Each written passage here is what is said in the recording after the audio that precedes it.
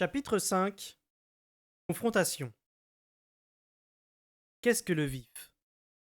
Selon certains, ce serait une perversion, une faiblesse coupable et contre-nature de l'esprit par laquelle des hommes acquièrent la connaissance de la vie, de la langue des bêtes, et finissent par ne guère vouloir mieux qu'elle. Pourtant, l'étude que j'ai menée de cette magie de ses usagers m'a conduit à une conclusion différente. Le vif semble être un lien mental qui s'établit en général avec un seul animal, qui permet la compréhension de ses pensées et de ses émotions. Mais il ne donne pas, comme d'aucuns l'ont prétendu, le talent de parler la langue des oiseaux ni des bêtes. La personne douée du vif possède certes une conscience aiguë du vaste spectre du vivant, pris les humains, et même certains arbres parmi les plus puissants et les plus anciens, mais elle est incapable d'engager la conversation avec un animal de rencontre. Elle peut percevoir la présence proche de la bête, et peut-être sentir si elle est méfiante, hostile ou curieuse.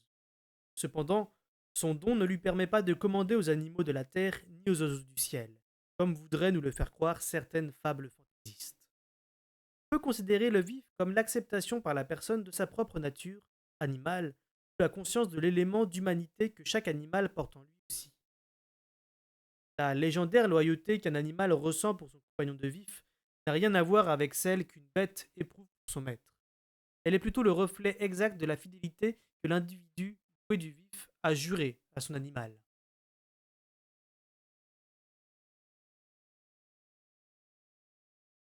Je dormis mal, et pas seulement parce que j'avais perdu l'habitude de dormir de nuit.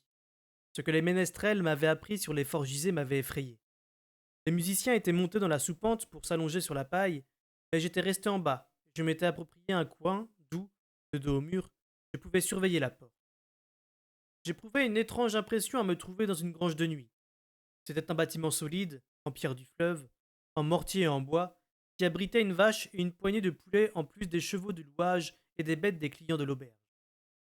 Les bruits et les odeurs familiers de la paille et des animaux suscitaient en moi de vifs souvenirs des écuries de Buriche, qui me manquèrent soudain comme jamais je n'avais eu la nostalgie de ma chambre du château. Je me demandais si Buriche allait bien et s'il était au courant des sacrifices de patience. Je songeais à l'amour qui avait existé entre eux et qui s'était échoué sur le sens du devoir de Buriche. Patience avait alors épousé mon père, l'homme même à qui Buriche avait donné sa loyauté. Avait-il jamais pensé la retrouver? Essayer de la reprendre? Non.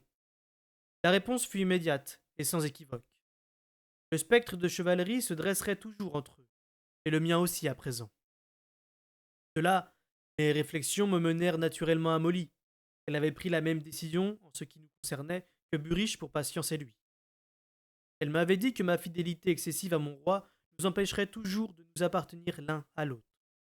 Et elle avait trouvé quelqu'un à aimer autant que j'aimais vérité.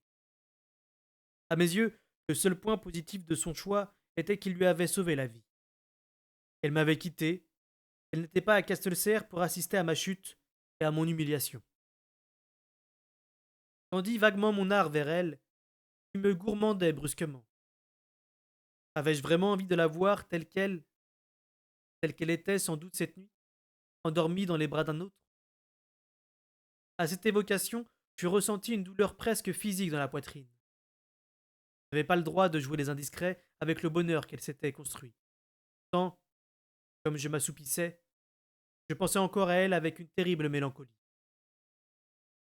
Un sort pervers me fit voir Burige dans un rêve très vivant, mais incompréhensible. J'étais assis en face de lui, il était à une table, près d'une cheminée, et il réparait des harnais comme souvent le soir. Mais une chope de thé avait remplacé son gobelet d'eau-de-vie, et le cuir sur lequel il travaillait avait la forme d'une chaussure basse, beaucoup trop petite pour lui. Il poussa la laine dans le cuir tendre, elle s'enfonça trop facilement et lui piqua la main. Il jura en voyant le sang perler. Il leva soudain les yeux, me demanda gauchement pardon d'employer un tel langage en ma présence. Je m'éveillais désorienté et troublé.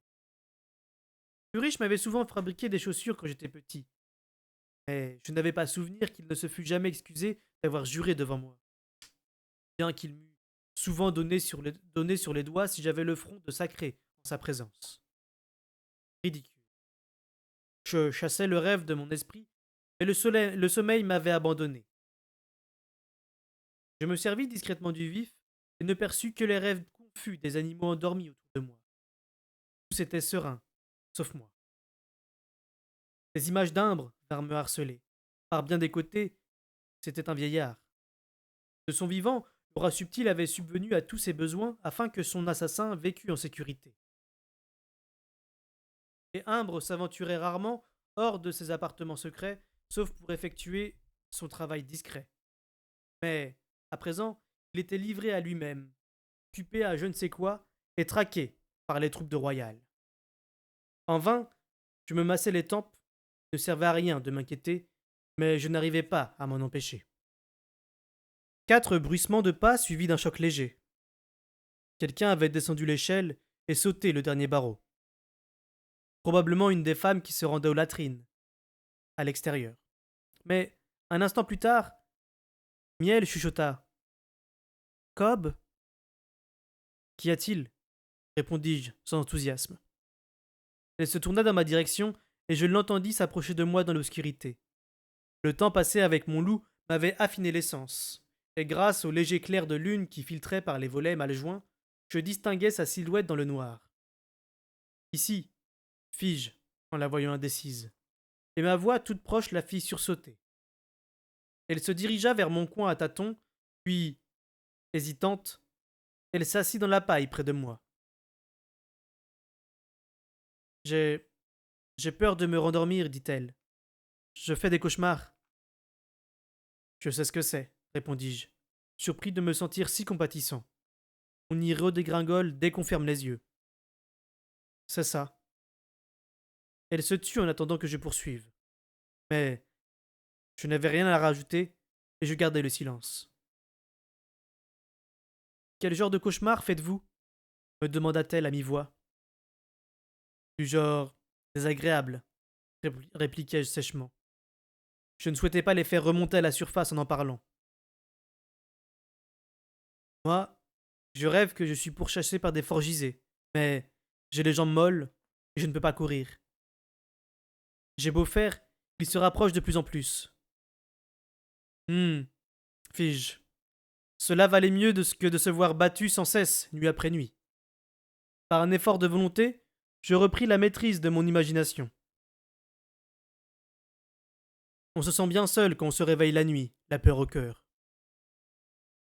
Je crois qu'elle veut s'accoupler avec toi. T'accepteront si facilement dans leur meute? Quoi? M'exclamai-je saisi. Mais ce fut Miel qui répondit, au lieu d'œil de nuit. J'ai dit, on se sent bien seul quand on se réveille la nuit, la peur au cœur. On cherche un moyen de se rassurer, de se sentir protégé.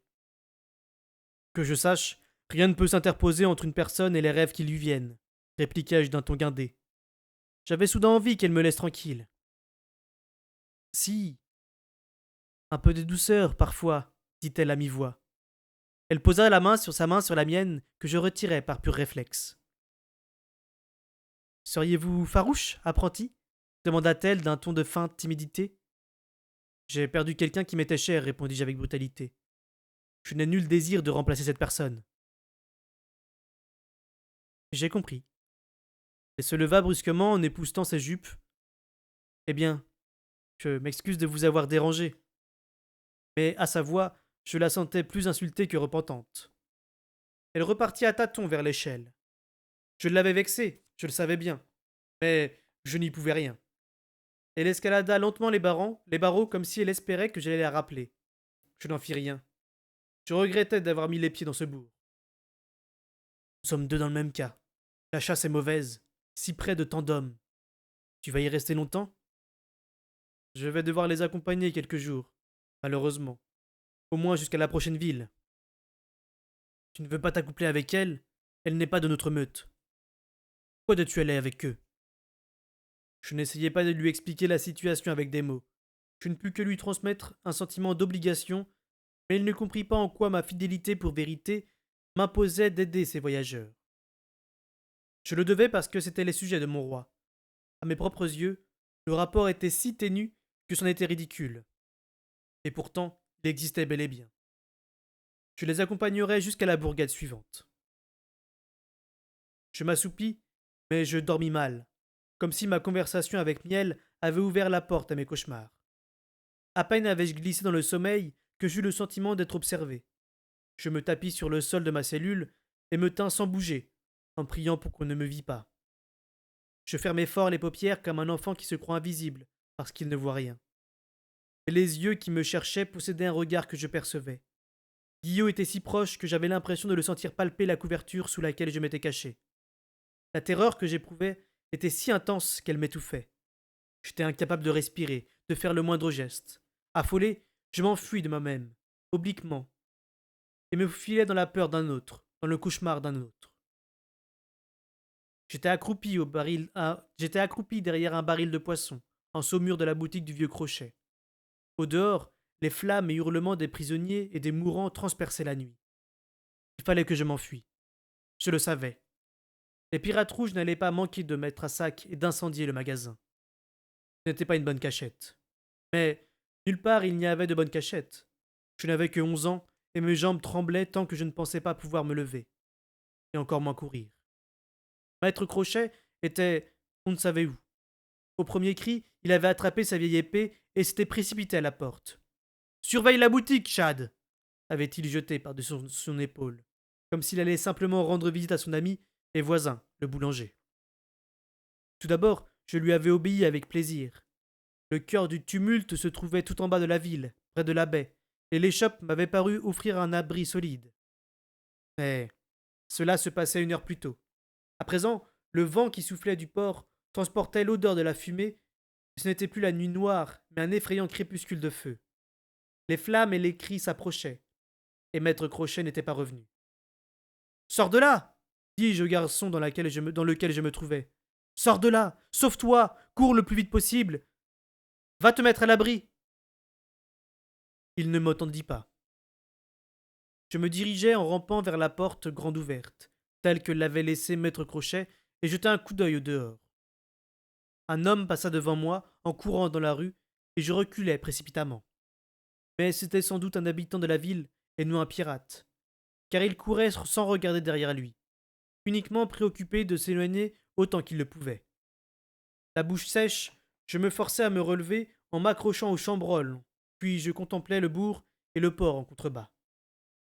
La moitié de la ville flambait. L'air doux de la nuit d'été s'épaississait de cendres et de fumée portées par les courants chauds qui montaient des flammes. Des navires brûlaient dans le port, à la lumière des incendies. Je voyais des silhouettes courir de ci, de là, pour échapper aux pirates qui déambulaient dans la ville presque sans rencontrer de résistance. Quelqu'un passa le coin de la rue à hauteur de la boutique du potier. L'homme portait une lanterne et se déplaçait avec tant de nonchalance que j'en ressentis un soudain soulagement. S'il était si calme, c'était sûrement que l'issue des combats avait changé. Je me levai à demi pour aussitôt m'accroupir à nouveau en le voyant. D'un geste allègre, envoyer sa lanterne se fracasser contre la façade de l'échoppe. L'huile s'enflamma, et le feu courut gaiement sur le bois sec comme de l'amadou. Je reculai devant l'éclat des flammes bondissantes, et je compris brutalement que ma cachette n'offrait aucune sécurité, que mon seul espoir résidait dans la fuite, et que j'aurais dû me sauver dès que l'alerte avait été donnée. J'en tirai une petite mesure de courage qui me permit de me dresser d'un bond, de me ruer hors de la boutique et de tourner dans la rue. L'espace d'un instant, j'eus conscience de moi-même en tant que Fitz. Je ne pense pas que l'enfant percevait ma présence.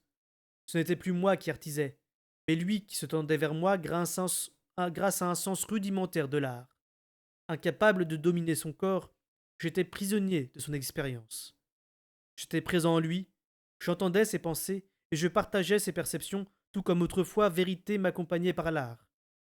Mais je n'eus pas le temps d'examiner la façon dont je m'y prenais, ni pourquoi je m'étais si brusquement adjoint à ce jeune inconnu, car, alors que Chad se ruait vers des ombres protectrices, une main rude le saisit au collet. Une brève seconde, il resta paralysé de terreur, et, levant les yeux, nous vîmes le visage barbu et souriant du pirate qui nous avait attrapés. Un autre pirate se trouvait à ses côtés, un rictus mauvais aux lèvres. Toute force abandonna Chad, impuissant. Il regarda le poignard qui s'approchait, le reflet éclatant qui glissa sur sa lame alors qu'elle se dirigeait vers son visage. Je partageai un instant la douleur brûlante et glacée du métal qui m'ouvrait la gorge, la certitude terrifiante, lorsque le sang se mit à ruisseler sur ma poitrine, que tout était fini, qu'il était déjà trop tard. J'étais mort. Puis, comme le pirate laissait Chad s'écrouler sur le pavage poussiéreux, ma conscience se libéra de lui. Mais je restai là, désincarné, et je perçus pendant un atroce instant les pensées du pirate. J'entendis les accents gutturaux de son compagnon, qui poussa du bout de la botte le corps de l'enfant, et je compris qu'il reprochait au tueur d'avoir gaspillé une victime qui aurait pu finir forgisée. L'autre eut un grognement de dédain et répliqua que le garçon était trop jeune, n'avait pas assez vécu pour être digne du temps du maître. Je compris aussi, dans un tournement d'émotion qui me laissa au bord de la nausée, que le tueur avait désiré deux résultats: se montrer miséricordieux envers un enfant et savourer le plaisir d'abattre personnellement une victime. J'avais regardé dans le cœur de l'ennemi, mais je ne le comprenais toujours pas. Je longeai la rue à leur suite, sans corps et sans substance. Un sentiment d'urgence m'avait saisi un instant auparavant, mais je n'arrivais pas à le retrouver. Coulant comme la brume, j'assistais à la chute et au sac de Bourg-de-Malbourg, dans le duché de Béarn.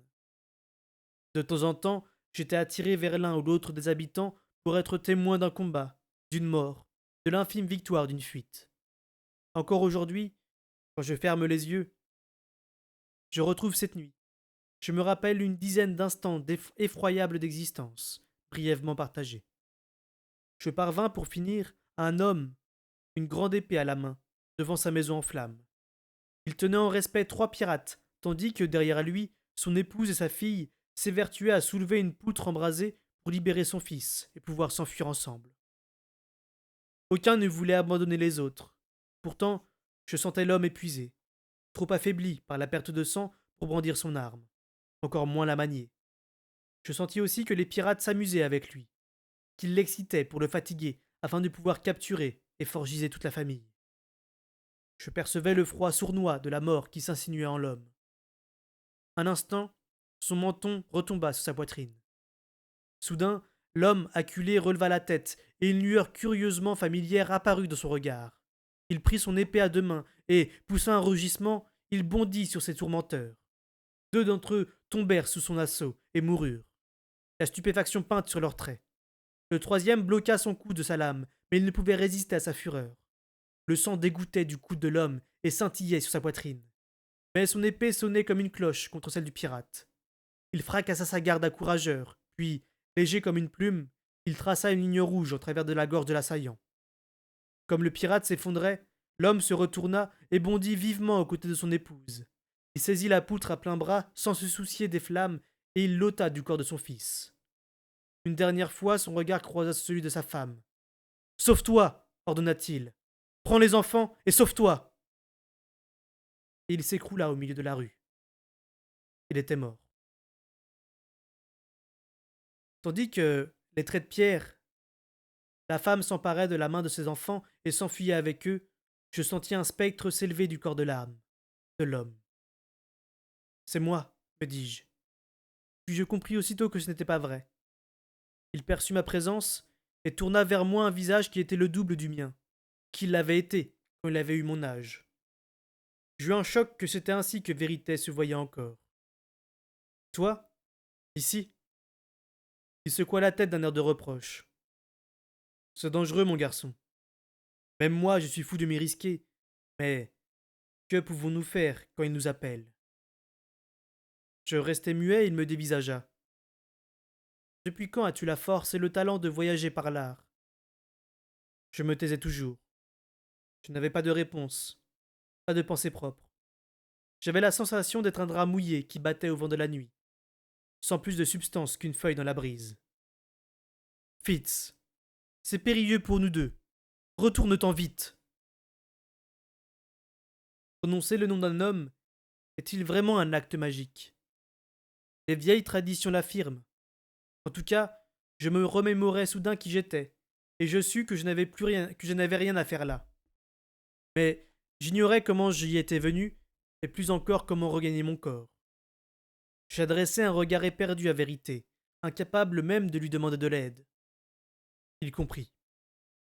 Sa main spectrale s'avança vers moi, et je sentis une poussée, comme s'il avait appuyé de la paume sur mon front. Ma tête heurta le mur de la grange, et, sous l'impact, une gerbe d'étincelles naquit devant mes yeux. J'étais revenu à l'auberge de la Balance. Autour de moi, ce n'était qu'obscurité paisible, animaux endormis et paille picotante. Lentement, je me laissais tomber sur le flanc pendant que des vagues de vertige et de nausée déferlaient sur moi. La faiblesse qui me prenait souvent, après que j'avais réussi à utiliser l'art, monta en moi comme une lame de fond. J'ouvris la bouche pour appeler au secours, mais seul un croissement inarticulé s'en échappa. Je fermai les yeux et perdis connaissance.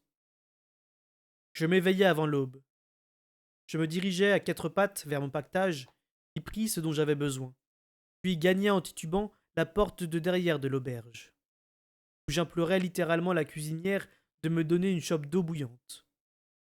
D'un air stupéfait, elle me regarda amietter des copeaux d'écorce elfique dans le récipient. C'est une saleté ce truc, vous savez, me dit-elle, avant de prendre une expression effarée en me voyant avaler d'un trait la décoction amère et brûlante. On refile ça aux esclaves, à Terrillville, mélange à la nourriture, pour les faire tenir debout. Ça leur donne de la force, mais ça leur enlève l'envie de se bagarrer, et même de vivre, à ce qui paraît. Je l'entendais à peine. J'attendais que la tisane fasse effet. J'avais prélevé l'écorce sur de jeunes arbres, et je craignais qu'elle manque d'efficacité. Je ne me trompais pas. Du temps passa avant que je sente la chaleur revigorante grandir en moi, affermir mes mains tremblantes et clarifier ma vue. Je quittai les marches de la porte pour remercier la cuisinière et lui rendre la chope. C'est pas une bonne habitude à prendre pour un jeune homme comme vous, me gourmanda-t-elle avant de retourner à ses fourneaux. J'allais déambuler dans les rues alors que l'aube se levait sur les collines. Je m'attendais à moitié à voir des façades de boutiques calcinées, des chaumières en ruine et des forts gisés aux yeux vides errant entre les maisons. Mais le cauchemar de l'art fut rapidement érodé par la matinée d'été et le vent du fleuve. De jour, le mauvais état du bourg était plus apparent.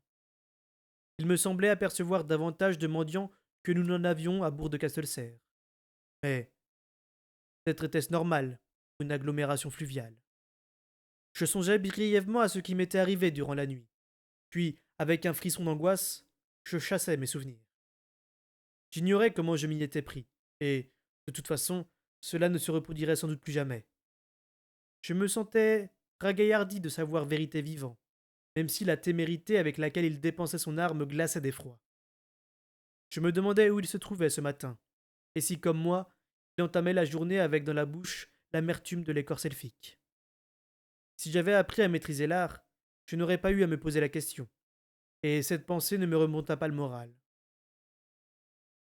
Quand je retournai à l'auberge, les ménestrels étaient déjà devant le petit déjeuner. Je me joignis à eux, et, sans prendre de gants, Josh me dit d'avoir craint que je ne fusse parti sans eux. Miel ne pit pas mot, mais à plusieurs reprises, je surpris le regard appréciateur de Fifre posé sur moi. Il était encore trop tôt quand nous nous mîmes en route. Et si nous ne marchions pas comme des soldats, Josh nous imposait tout de même un train respectable. J'avais cru qu'il faudrait le mener par la main, mais son bâton lui servait de guide. Quelquefois, cependant, il avançait la main sur l'épaule de Miel ou de Fifre, davantage par esprit de convivialité, toutefois que par nécessité. Il chassait l'ennui du voyage en dissertant, à l'intention de Fifre surtout, sur l'histoire de la région, et je m'étonnais de son profond savoir. Nous fîmes une brève halte lorsque le soleil fut haut. Ils partagèrent avec moi leur simple repas. J'étais gêné d'accepter, bien que je ne pusse inventer aucun prétexte pour aller chasser avec le loup. Une fois le bourg loin derrière nous, je l'avais senti qui nous suivait. J'y puisais un certain réconfort, mais j'aurais préféré que nous fussions seuls, à nous déplacer de conserve. Ce jour-là, croisâmes plusieurs groupes de voyageurs montés sur des chevaux ou des mulets. Par des trouées dans la végétation, nous apercevions de temps en temps des bateaux qui remontaient non sans mal le courant du fleuve. La matinée avançant, des charrettes et des chariots bien gardés nous doublèrent. Chaque fois, Josh demanda s'il pouvait nous offrir une place. 2 conducteurs refusèrent poliment, les autres ne répondirent pas. Ils forçaient l'allure, et un des groupes était accompagné d'hommes revêches, que je jugeais être des gardes engagés pour l'occasion.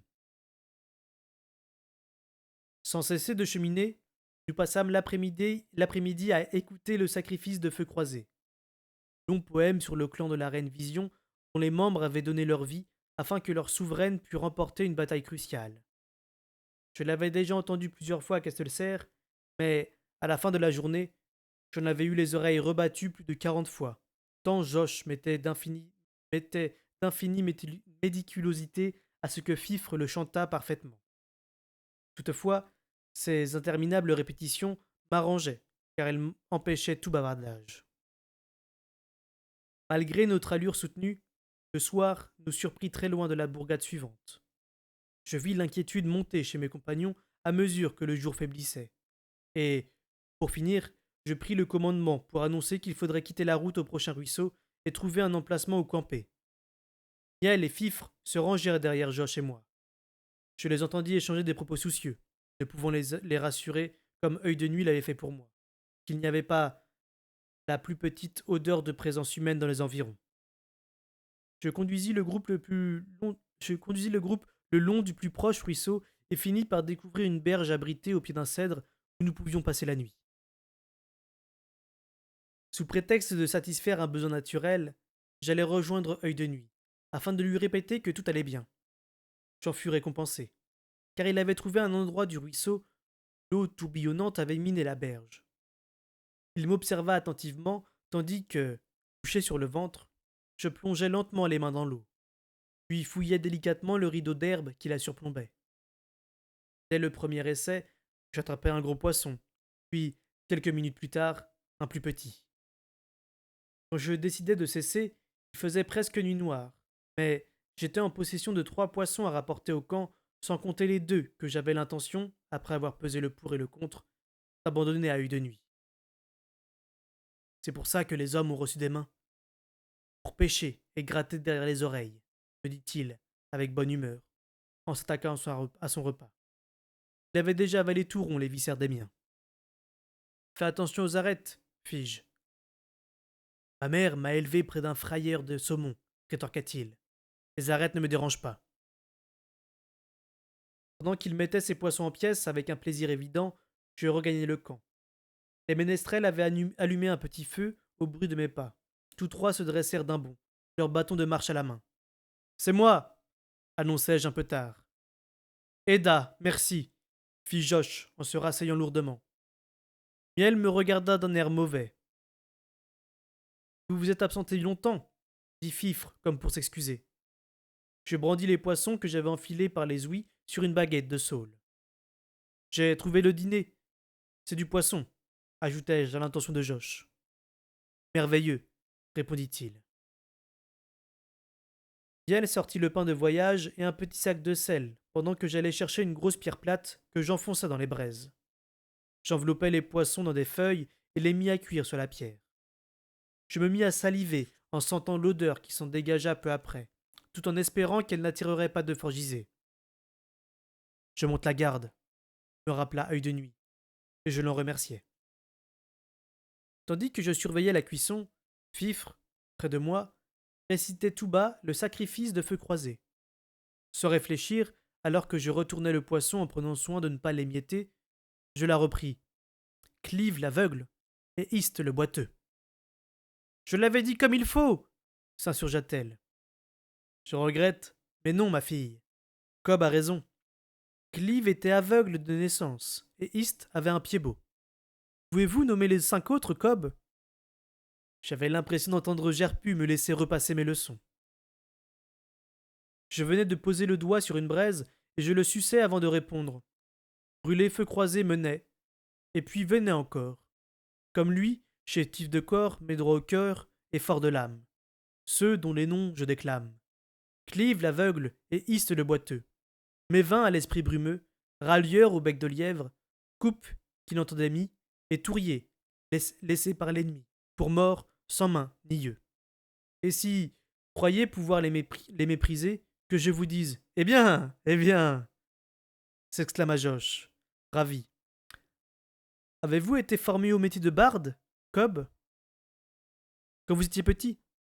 Vous connaissez le phrasé aussi bien que le texte, Encore que vous marquiez un peu trop les pauses. Moi? Non, mais j'ai toujours eu une excellente mémoire. J'eus du mal à me retenir de sourire devant ces éloges, mais Miel ricana en secouant la tête. Seriez-vous capable de réciter le poème tout entier me demanda Josh d'un air de défi. Peut-être, disais-je. Je m'en savais capable. Burich et Imbre m'avaient l'un comme l'autre exercé à travailler ma mémoire, et j'avais entendu l'œuvre tant de fois aujourd'hui que je ne pouvais plus la chasser de mon esprit. Eh bien, essayez donc, mais en chantant. Je. Je n'ai pas une bonne voix.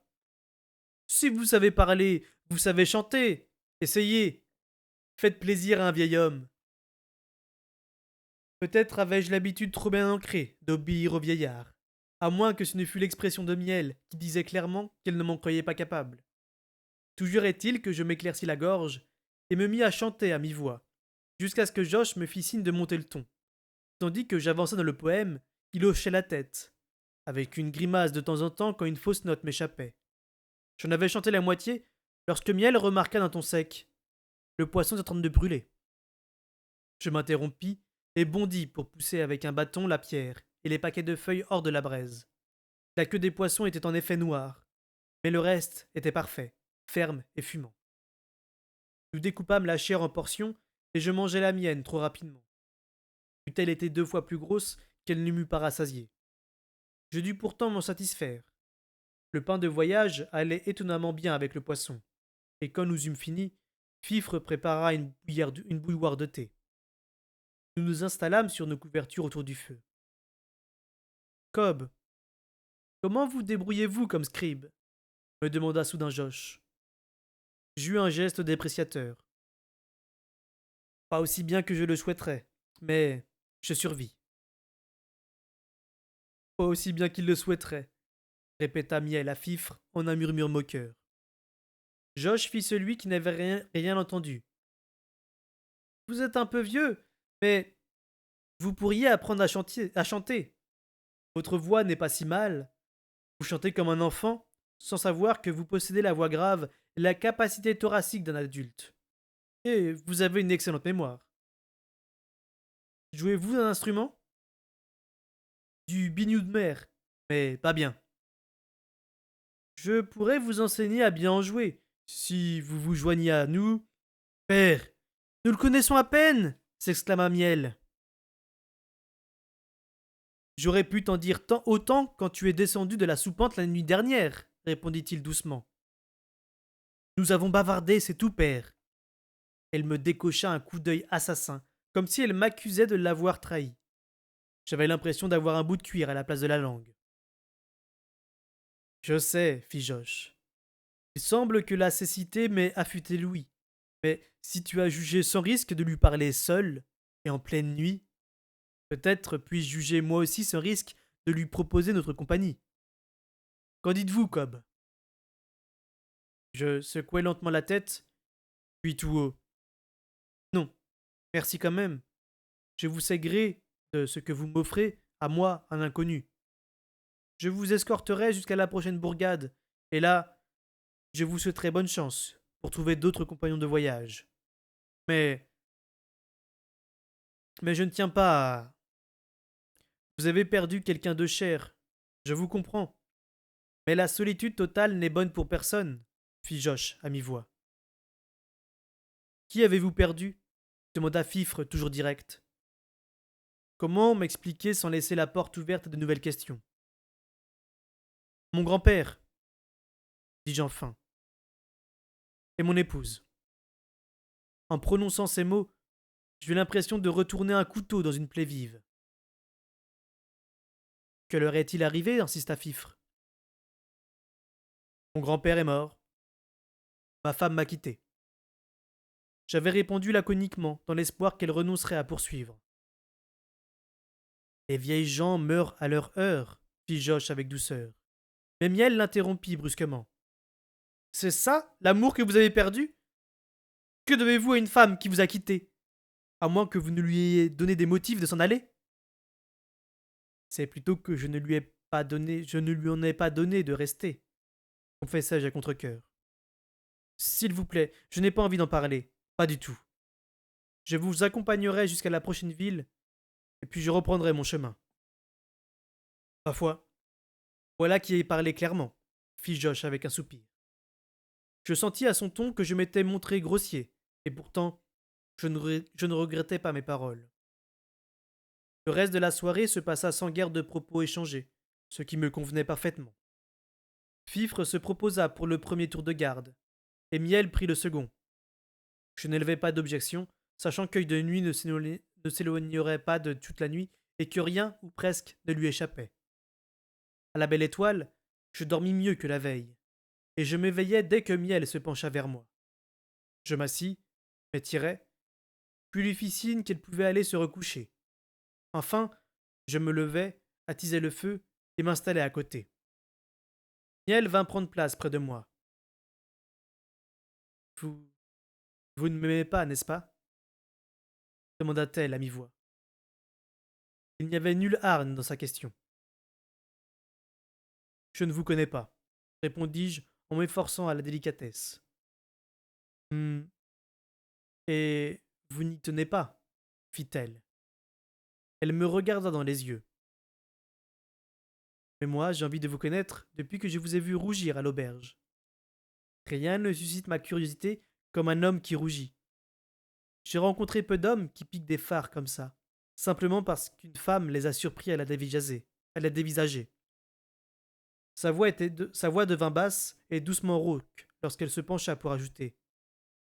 Je donnerais beaucoup pour savoir les pensées qui vous ont fait monter les rouges aux joues. Seulement celle d'avoir été grossier, d'ainsi vous regarder, répondis-je avec franchise. Elle me sourit. Ce n'est pas ce à quoi je pensais, moi, quand je vous ai rendu votre regard. Elle s'humecta les lèvres et se rapprocha de moi.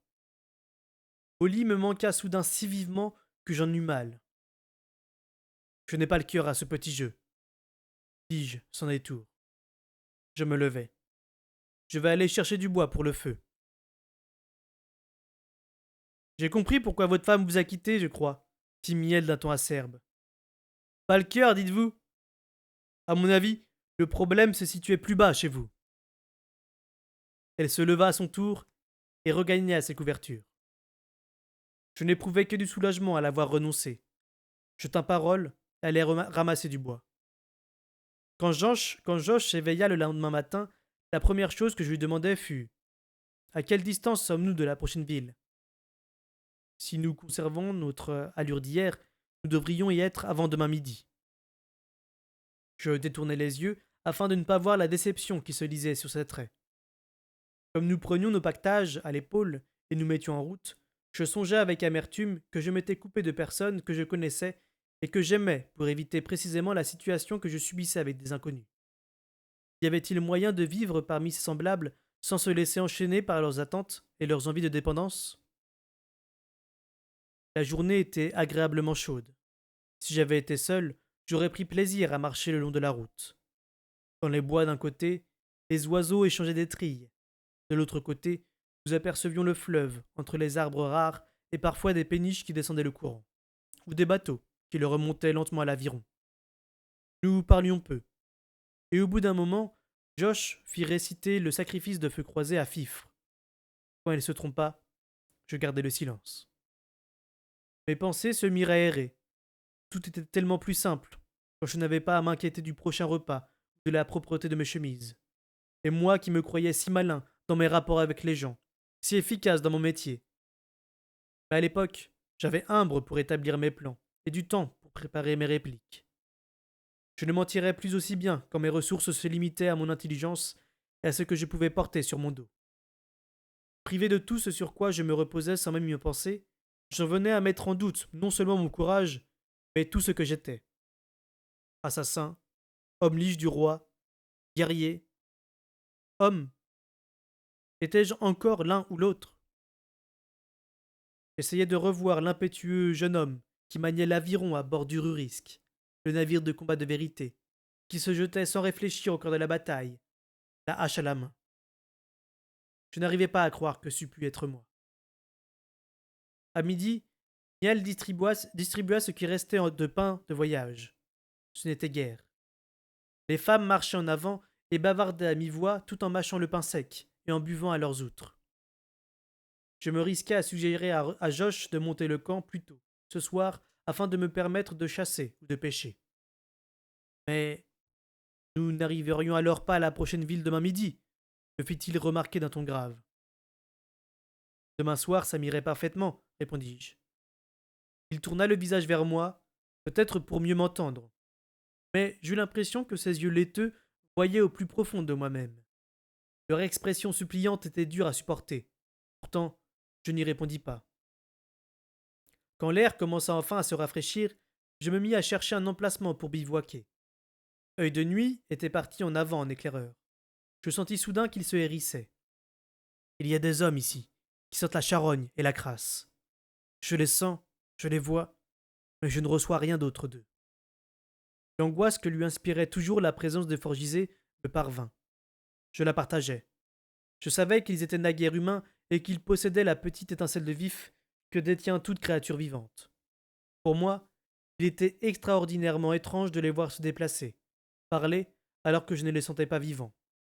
Pour œil de nuit, c'était comme si des pierres se mettaient à marcher et à manger. Combien? Jeunes? Vieux? Plus nombreux que nous et plus grands que toi. C'est ainsi que le loup percevait la répartition des forces. Il chasse sur la route, juste après le prochain virage que vous allez passer. Arrêtons-nous ici, dis-je brusquement. 3 visages se tournèrent vers moi, ébahis. Trop tard. Ils vous ont senti, ils approchent. Plus le temps d'user de dissimulation, plus le temps de trouver un mensonge plausible. Il y a des forgisés devant nous, au moins 2, sans doute davantage. Ils étaient à l'affût sur la route et ils se dirigent vers nous. Stratégie? Tenez-vous prêts, leur dis-je. Comment savez-vous tout ça demanda Miel d'un ton de défi. Sauvons-nous proposa Fifre. D'où je tenais mes renseignements lui était bien égal. Ses yeux écarquillés disaient assez la terreur que lui inspirait cette rencontre. Non, il nous rattraperait, et nous serions alors à bout de souffle. Et même si nous arrivions à la distancer, il faudrait repasser par ici demain. Je laissai tomber mon baluchon et l'écartai d'un coup de pied. Il ne contenait rien qui valût de risquer ma vie. Si nous l'emportions, je pourrais le récupérer. Sinon, son sort me serait indifférent. Mais Miel, Fifre et Josh étaient musiciens, et leurs instruments étaient dans leur sac. Aucun des 3 ne fit mine de décharger les autres de leur fardeau, et je ne gaspillais pas ma salive à le leur suggérer. Presque instinctivement, les 2 femmes allèrent se placer de part et d'autre du vieillard. Tous 3 serraient leurs bâtons trop fort. Le mien se nicha dans mes paumes, et je le tins au point d'équilibre, prêt au combat. L'espace d'un instant, je cessai totalement de penser. Mes mains paraissaient savoir ce qu'elles devaient faire. Cobb, protégez Miel et Fifre. Ne vous occupez pas de moi. Veillez seulement à ce qu'il ne leur arrive rien, ordonna Josh d'un ton farouche. Ces paroles firent une brèche en moi, et la terreur m'envahit soudain. Mon corps perdit son attitude à la fois détendue et assurée, et je ne songeais plus qu'à la souffrance qu'entraînerait pour moi la défaite. La nausée me prit, accompagnée de tremblements, et je n'eus plus qu'une envie, m'enfuir sans me préoccuper davantage des ménestrels. Attends, attends, voulais-je crier au jour. Je ne suis pas prêt, je ne sais pas si je dois me battre, me sauver, ou simplement m'évanouir sur place. Mais le temps est implacable. Ils arrivent par les taillis, me dit œil de nuit. 2 rapidement, et un autre moins vite. Je crois qu'il sera pour moi. Sois prudent. J'entendis des craquements dans les buissons, et je sentis la puanteur des forgisés. Un instant plus tard, Fifre les vit et poussa un cri. Ils se jetèrent hors du bois sur nous. Si ma stratégie consistait à combattre sans reculer, la leur consistait simplement à foncer à l'assaut. Les 2 hommes étaient plus grands que moi. Ils avançaient sans hésiter. Leurs vêtements étaient sales, mais en relativement bon état. Ils devaient avoir été forgisés récemment. Tous 2 étaient armés d'un gourdin. Je n'eus guère le temps de voir autre chose. La forgisation ne rendait pas ces victimes stupides, ni lentes à réagir. Elles ne sentaient plus les émotions de leurs semblables, et ne se rappelaient pas, semble-t-il, les extrémités auxquelles ces émotions pouvaient pousser l'adversaire, ce qui donnait souvent un aspect incompréhensible à leurs actions. Elles n'étaient pas moins intelligentes qu'avant leur transformation, ni moins efficaces au combat. Au contraire, elles agissaient avec une volonté d'assouvir sans délai leurs envies, qui n'appartiennent qu'aux animaux. Le cheval volé la veille pouvait finir dévoré le lendemain, simplement parce que la faim était à ce moment-là une sensation plus immédiate que le confort de se faire transporter. Les forgisés ne coopéraient pas non plus à la bataille. Il n'existait chez eux nulle loyauté de groupe. Ils pouvaient aussi bien s'attaquer mutuellement qu'assaillir un ennemi commun. Ils se déplaçaient ensemble, combattaient ensemble, mais sans effort concerté. Pourtant, ils n'en étaient pas moins astucieux dans la violence et sans le moindre scrupule pour s'approprier ce qu'ils convoitaient. Je savais tout cela. Aussi ne fus-je pas étonné quand les deux hommes passèrent près de moi pour s'en prendre d'abord aux moindres adversaires. Ce qui me surprit en revanche fut le lâche mouvement que j'éprouvais. Il me paralysa comme dans mes rêves, et je laissai les deux forgisés passer sans réagir. Miel et Fifre répondirent comme deux ménestrels furieuses et terrifiées armées de bâtons. Elles n'avaient aucune connaissance de ce genre de combat, pas même l'expérience de la défense en équipe, qui permettait d'éviter de se blesser mutuellement. Elles avaient été formées à la musique, pas à la guerre. Josh se tenait entre elles, impuissant, son bâton à la main, mais incapable de s'en servir sans risquer de toucher Miel ou Fifre. Ses traits se tordaient de rage. J'aurais pu en profiter pour me sauver, saisir mon baluchon au vol et m'en aller sans un regard derrière moi. Les forgés ne m'auraient pas poursuivi. Ils se satisfaisaient de la proie qui opposait le moins de résistance. Mais non, un vestige de courage, d'orgueil survivait en moi. Je m'attaquai au plus petit des deux hommes, bien qu'il parût plus doué au gourdin que son compagnon. Je laissai Miel et Fifre tenir en respect le plus grand et forçai l'autre à engager le combat avec moi. Mon premier coup le toucha en bas des jambes. Je cherchai à le blesser, ou au moins à le jeter à terre. Il poussa en effet un rugissement de douleur en se retournant vers moi. Mais l'impact ne parut pas l'avoir ralenti. C'est là un autre détail que j'avais noté chez les forgisés. La douleur semblait moins les affecter que les hommes normaux.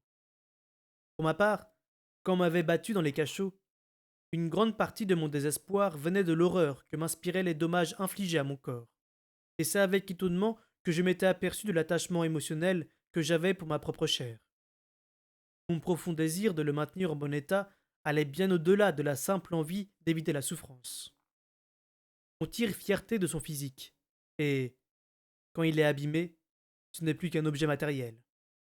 Royal le savait. Il savait que chaque coup de ses gardes provoquait une peur en plus d'une meurtrissure.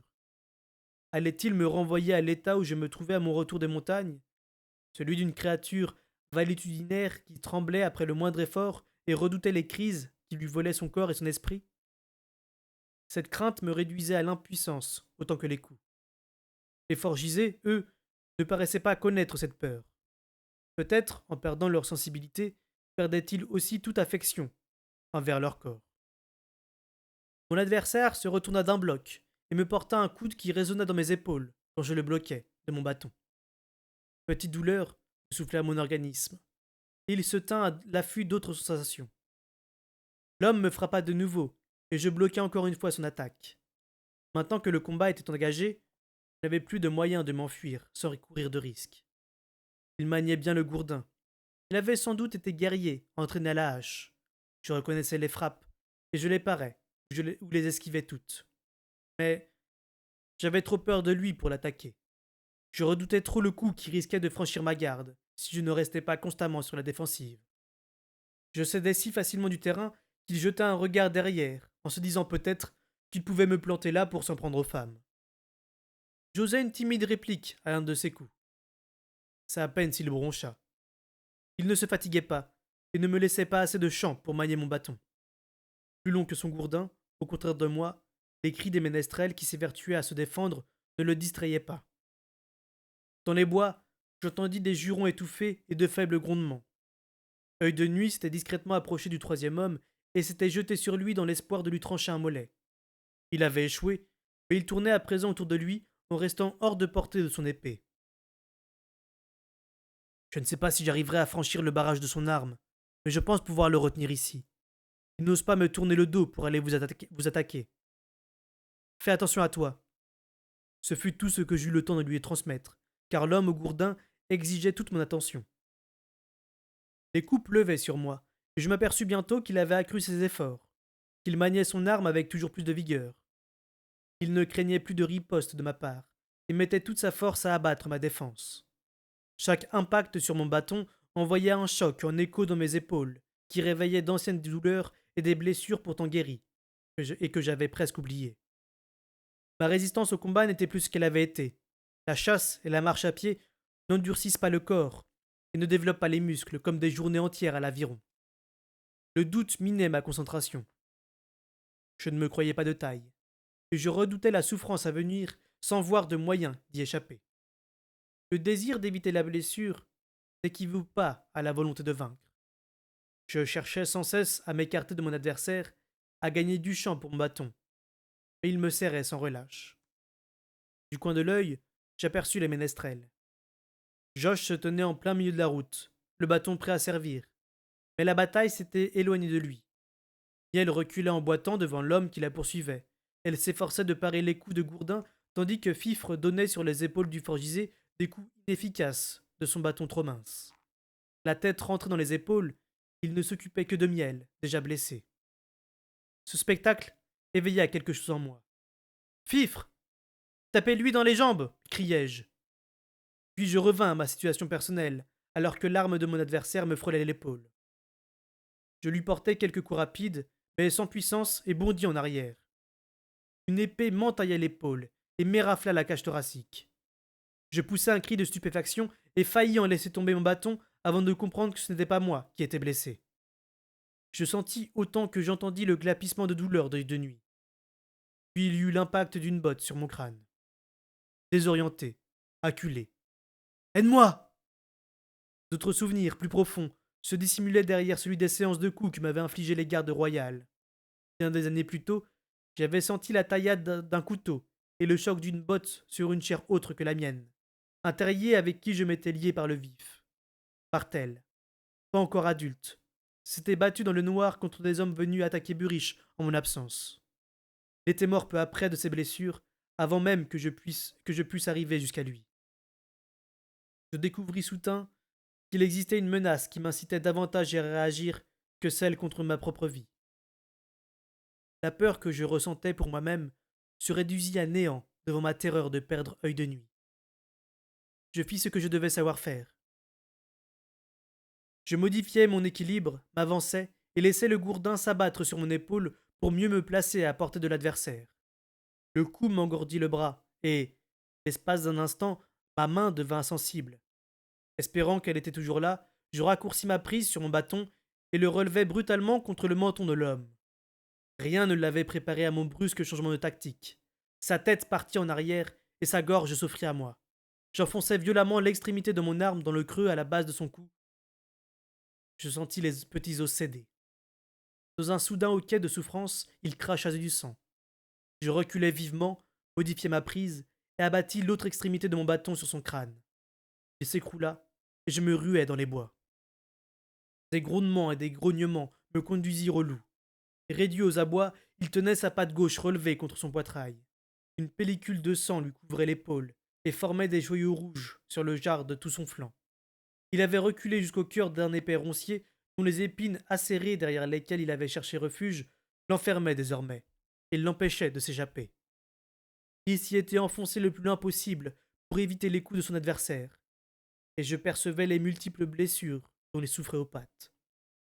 Cependant, les épines qui le perçaient maintenaient son assaillant à la distance, et les sarments élastiques absorbaient la plupart des coups d'épée que l'homme donnait pour tailler dans le roncier, et enfin atteindre œil de nuit. À ma vue, le loup reprit courage, et se tourna brusquement face au forgisé dans une violente explosion de grondements. L'homme ramena son épée en arrière afin d'empaler mon compagnon.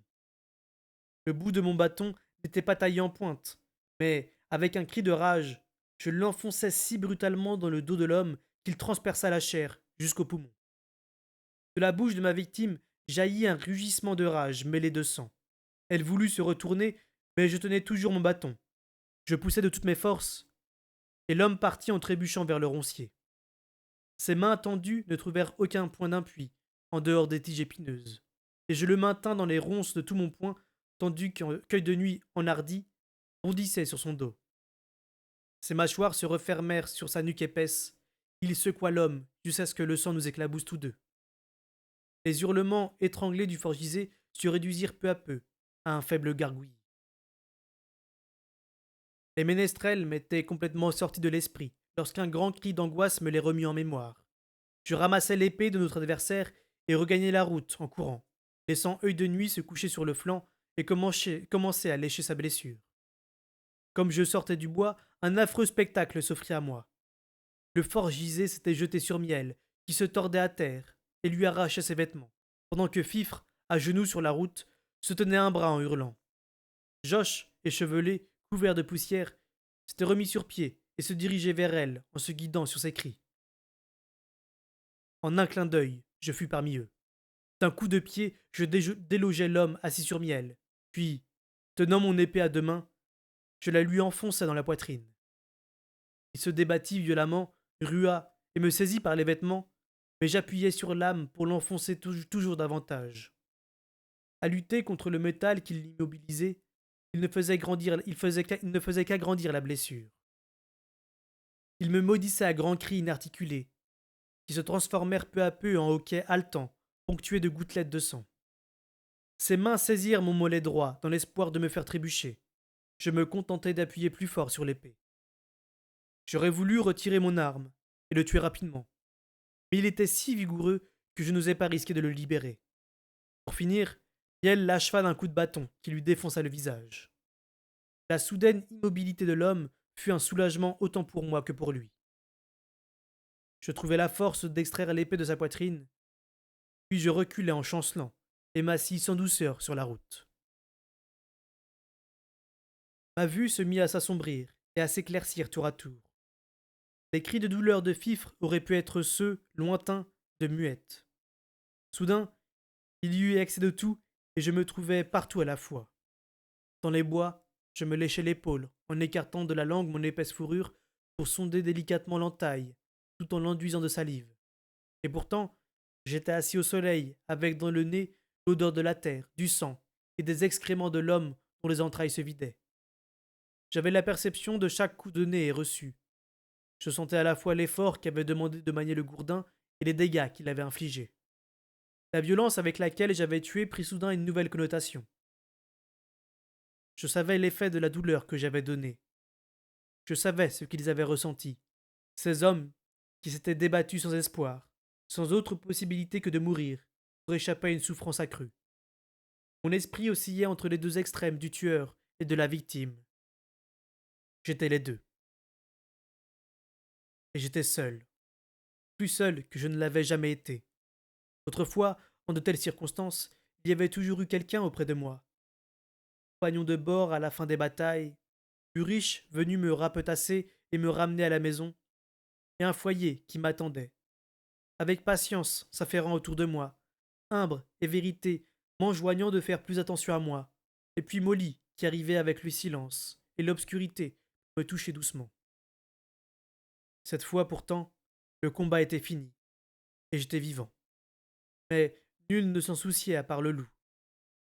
J'avais beau l'aimer, je m'apercevais que j'aspirais aussi à un contact humain. La séparation d'avec ceux qui m'avaient porté l'affection était insupportable. Si j'avais été un vrai loup, j'aurais levé le nez au ciel et poussé un long hurlement. En l'occurrence, je tendis mon esprit d'une façon que je ne pus décrire.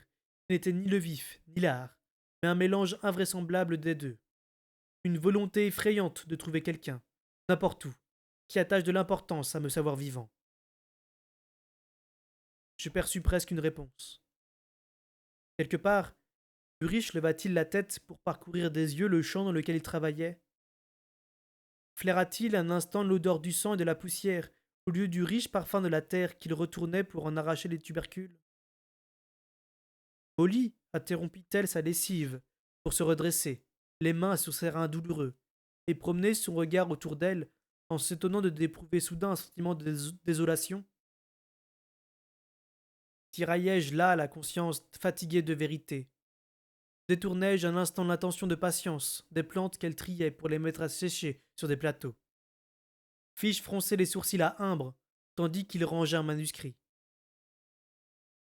Tel un moucheron contre une vitre, Je me cognais, et me cognais encore contre leur conscience. Leur affection qui allait tellement de soi me manquait à présent cruellement. Je crus un instant les atteindre, mais je retombais en moi-même, épuisé, assis tout seul sur la route, maculé du sang de 3 hommes. Un coup de pied fit voler de la poussière sur moi. Je levai les yeux. Miel ne fut tout d'abord qu'une silhouette noire sur le ciel du couchant. Puis je battis des paupières et je distinguai son expression de mépris et de rage. Ses vêtements étaient en lambeaux et ses cheveux pendaient sur son visage. Vous avez fui cracha-t-elle. Le dégoût que lui inspirait ma lâcheté était presque palpable. Vous avez fui. Vous les avez laissés casser le bras de Fifre, assommer mon père et essayer de me violer. Mais quel homme êtes-vous donc? Quel homme est capable de faire ce que vous avez fait? Il y avait 1000 réponses. Il n'y en avait aucune. L'abîme qui s'était creusé en moi m'assurait que parler ne résoudrait rien. Je me relevai sans rien dire, et ses yeux agrandis me suivirent tandis que je me dirigeais vers mon baluchon. J'avais l'impression que l'avais laissé tomber des heures plus tôt. Je le ramassai et revins vers l'endroit où Josh, assis par terre, essayait de consoler Fifre. Miel, toujours pragmatique, avait ouvert leur sac. La harpe de Josh n'était plus que bout de bois brisé et cordes emmêlées. Fifre ne rejouerait que de la flûte qu'une fois son bras guéri, pas avant plusieurs semaines. Il n'y avait pas à revenir dessus. La situation était ce qu'elle était. Je fis ce que je pouvais. C'est-à-dire rien, à part allumer un feu au bord de la route, aller chercher de l'eau au fleuve et la mettre à bouillir.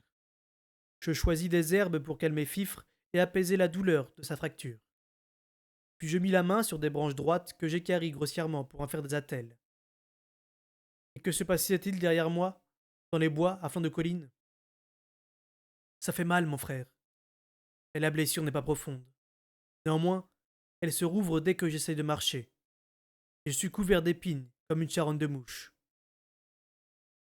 Je viens tout de suite te les enlever. Non, je peux m'en charger. Occupe-toi des autres. Il se tut un instant. Nous aurions dû nous sauver, mon frère. Je sais.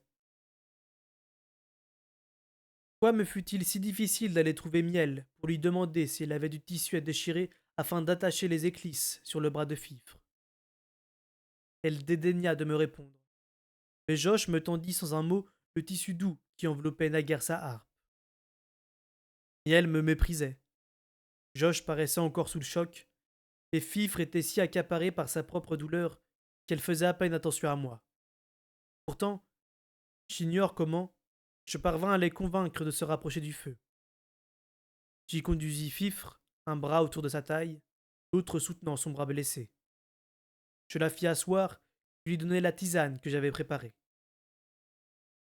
Je peux remettre l'os en place et le fixer par des attelles, dis-je, en m'adressant plus à Josh qu'à sa fille.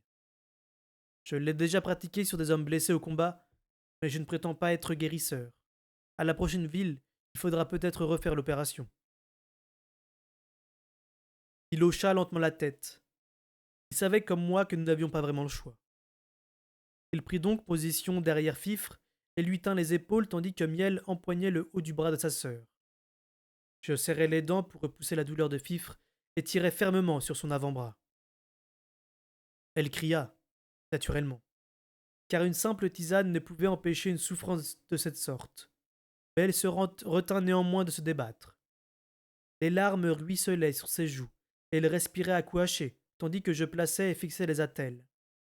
Je lui montrai ensuite comment glisser son bras dans l'échancrure de sa tunique, pour que le vêtement supporte le poids, et lui évite de trop bouger. Après quoi, je lui fis boire une nouvelle chope de tisane, et allai m'occuper de Josh. Il avait reçu un coup sur la tête qui l'avait laissé un moment étourdi, sans pourtant l'assommer. Une bosse s'enflait à l'endroit du choc, et il fit la grimace quand je la palpais. Mais la peau n'était pas fendue. Je la nettoyai à l'eau fraîche, puis je dis au harpiste que la tisane pouvait à lui aussi être bénéfique. Il me remercia, et j'en ressentis curieusement de la honte. Enfin, je me tournai vers Miel, qui m'observait avec des yeux de chat de l'autre côté du petit feu. Êtes-vous blessé lui demandai-je à mi-voix. J'ai une bosse au menton de la taille d'une prune, là où il m'a frappé, et j'ai des griffures au cou et sur les seins. Mais je peux m'occuper seul de mes blessures. Merci, Cobb. De toute façon, ce n'est pas grâce à vous que je suis encore en vie. Miel. Josh avait prononcé son nom d'un ton dangereux. On y sentait autant de fatigue que de colère. Il a fui, père. Il a tué son homme et puis il s'est sauvé. S'il était resté pour nous aider, nous n'en serions pas là. Fifre, le bras cassé, et toi ta harpe en morceaux. Il a fui. Mais il est revenu. Mieux vaut ne pas songer à ce qui serait arrivé dans le cas contraire. Nous avons peut-être quelques blessures, mais tu peux quand même le remercier d'être toujours en vie. Je n'ai à le remercier de rien, rétorqua-t-elle d'un ton acerbe. S'il avait eu un instant de courage, il aurait pu sauver nos moyens d'existence.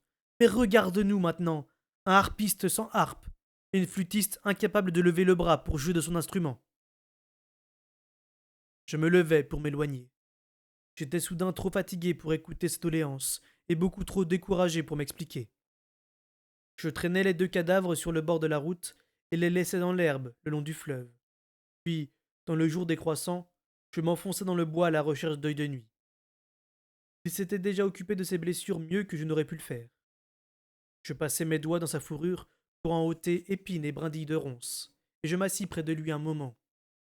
Il se coucha et posa la tête sur mes genoux pendant que je lui grattais les oreilles. Toute autre forme de communication était inutile. Enfin, je me levai, trouvai le troisième corps, le pris sous les aisselles, et allai le placer à côté des deux autres. Sans remords, je fouillai leurs poches et leurs bourses. Deux des hommes n'avaient sur eux qu'une poignée de pièces, mais celui à l'épée possédait 12 pièces d'argent. Je m'emparai de sa bourse et y ajoutai les piécettes. Je récupérai ainsi sa vieille ceinture et son fourreau, et je ramassai l'épée sur la route. Pour finir, je travaillai jusqu'à la nuit noire à entasser des pierres sur les corps. Quand j'en eus terminé, je descendis au bord du fleuve où je me lavai les mains et les bras, et m'aspergeai le visage. J'ôtai ma chemise, la trempai dans l'eau pour en faire partir les traces de sang, puis la remis froide et mouillée. L'espace d'un instant, le froid calma les élancements de mes ecchymoses, mais je sentis bientôt mes muscles se raidir. Je retournai auprès du petit feu dont les flammes éclairaient à présent les visages qui l'entouraient. Là, je pris la main de Josh, et y déposai la bourse. Ceci vous aidera peut-être en attendant de remplacer votre harpe, lui dis-je. L'argent des morts pour apaiser votre conscience grinça Miel. Ma patience, déjà effilochée, se déchira. Dites-vous qu'ils sont toujours vivants, si ça vous chante. Car selon la loi de serre, ils auraient dû au moins vous dédommager, fis-je. Et si ça ne vous convient pas non plus, vous pouvez jeter l'argent au fleuve, ça m'est parfaitement égal. Après quoi, je m'appliquai à faire encore moins attention à elle qu'elle à moi. Et malgré mes contusions et mes élancements, j'essayai la ceinture à laquelle pendait le fourreau. Œil de nuit ne s'était pas trompé. L'ancien propriétaire était beaucoup plus corpulent que moi. Je posai le cuir sur un morceau de bois et, avec mon couteau, j'y pratiquai un nouveau trou. Cela fait, je me redressai et attachai la ceinture à ma taille. Retrouver le poids d'une épée à mon côté me réconforta. Je la dégainai pour l'examiner à la lumière du feu.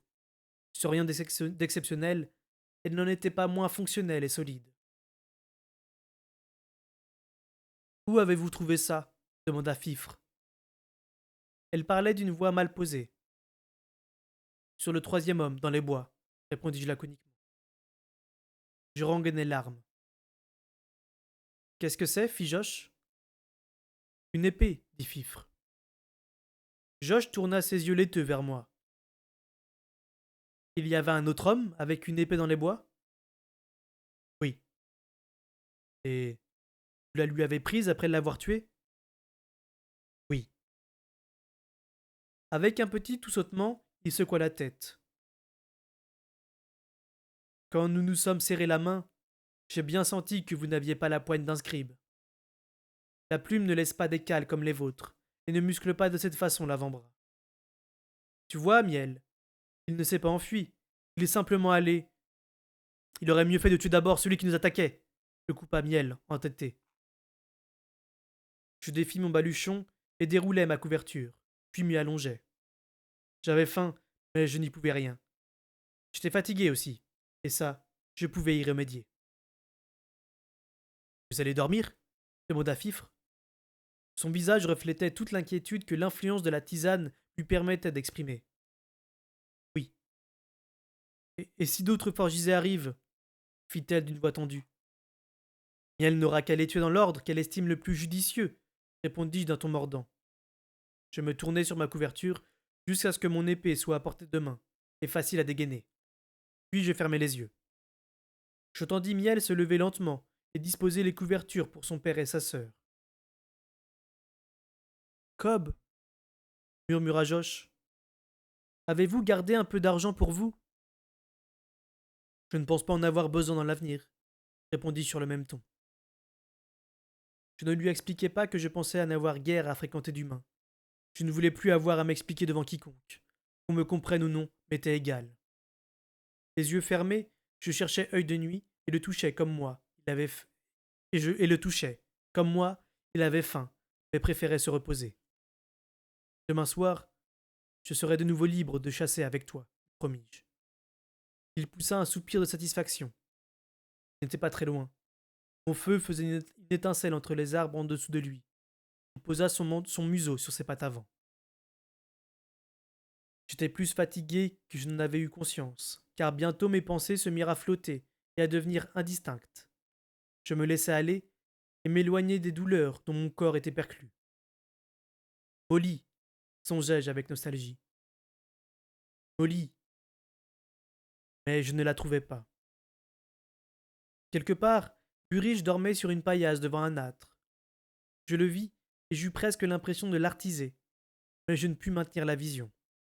Le feu éclairait les méplats de son visage. Il avait maigri, et les heures de travail au champ avaient donné à sa peau une teinte brun sombre. Je me tournai lentement de lui.